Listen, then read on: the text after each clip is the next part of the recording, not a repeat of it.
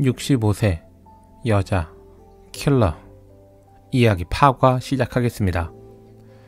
파과는 홍익대학교 아트센터 대극장에서 상연하는 한국 오리지널 창작 뮤지컬로 연출의 이진아, 극본의 이진아, 장혜정님으로 제작되었습니다.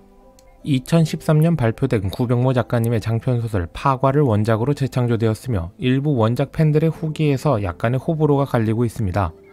내용은 과거 손톱이라고 불렸으며 지금은 조각이라는 코드네임을 가진 주인공이 40년간 청부살인을 업으로 삼아왔으나 나이가 들며 잊고 있었던 감정들을 새로이 받아들이면서 일어나는 이야기라고 보시면 될 것 같습니다. 15분의 인터미션을 포함한 140분의 런타임을 가지고 있으며 1막과 2막의 길이는 거의 비슷한 1시간씩이라고 보시면 될 것 같습니다. 총 29개의 넘버를 가지고 있으며 아마도 재연, 3연을 거듭하다 보면 일부 넘버는 빠지지 않을까 싶은 곡들도 있었는데 이건 제 개인적인 의견일 것 같습니다. 무대의 구성은 이중으로 회전하는 중앙무대를 포함하여 총 3층 구조로 이루어져 있고 반투명의 블라인드가 이동하면서 무대의 배경 크로마키로 이용하기도 하는데 이동무대와 블라인드가 이동하는 게 크게 거슬릴 정도는 아니었습니다. 역시나 길이가 긴 극인 만큼 1막이 지루할 법한데 중간중간 다른 템포의 넘버들과 조명 효과로 잠이 올만하면 깨워주는 그런 느낌도 있었습니다.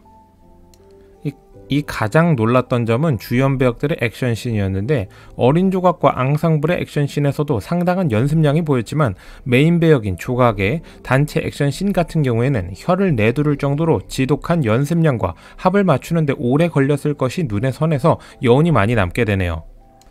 이제 개인적인 의견을 하나씩 말해보자면 3층 구조의 무대인 만큼 단차를 이용한 액션들은 매우 좋았으나 1층 또는 3층의 주연 배역이 존재하고 그 반대되는 곳에 앙상블이 있으면 이 둘 중 한 곳을 정해서 봐야 한다는 게 조금 아쉬운 점이라고 할 수 있겠습니다.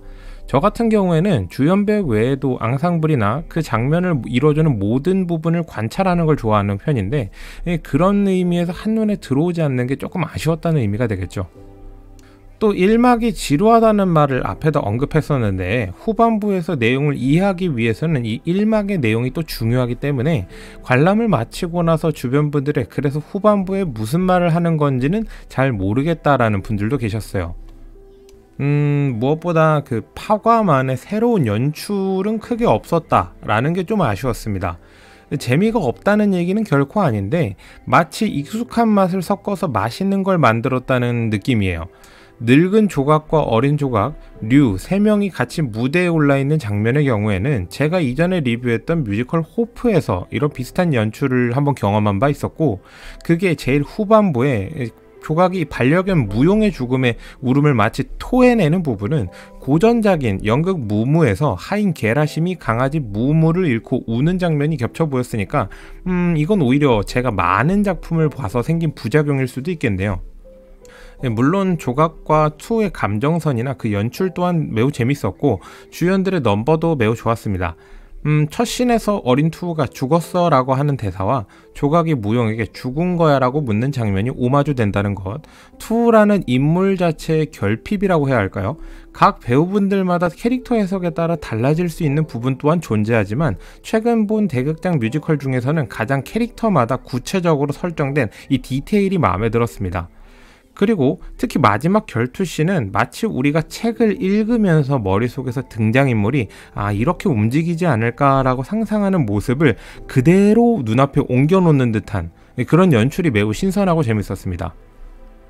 캐스팅 부분에 대해서도 말을 안 할 수가 없겠죠. 조각의 차지연, 어린 조각의 이재린 배우님은 전부터 보고 싶었지만 투 역은 사실 신성록 배우님을 보고 싶었어요. 근데 제가 노윤 배우님으로 봤거든요. 되게 좋았어요. 저는 원작을 읽지는 않았는데 시놉시스를 통해서 봤을 때 신성록 배우님 특유의 어두운 감정 연기나 저음 목소리를 생각하고 투우랑 겹쳐보고 있었는데요. 이 투우라는 인물이 조각에게 약간은 삐뚤어진 동경, 애정 같은 게 있는 인물이거든요. 근데 노윤 배우님이 해석한 투우가 되게 기괴하다는 느낌이 들어서 오히려 좋았습니다. 신성록 배우님의 투우를 한 번은 보기 위해서 예매를 하긴 할 건데요. 그래도 노윤이라는 배우를 알게 됐다는 게 좀 큰 수확이었던 것 같아요. 자, 공연장에 대한 얘기를 좀 해보죠.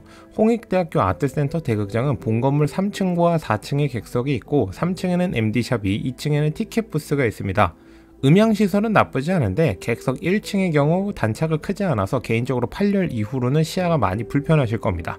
2층의 경우에는 단차는 나쁘지 않지만 프론트 조명 같은 게 객석 뒤편에 있어서 앞사랑 뒤통수가 밝게 보이는데 이게 좀 단점이라면 단점입니다.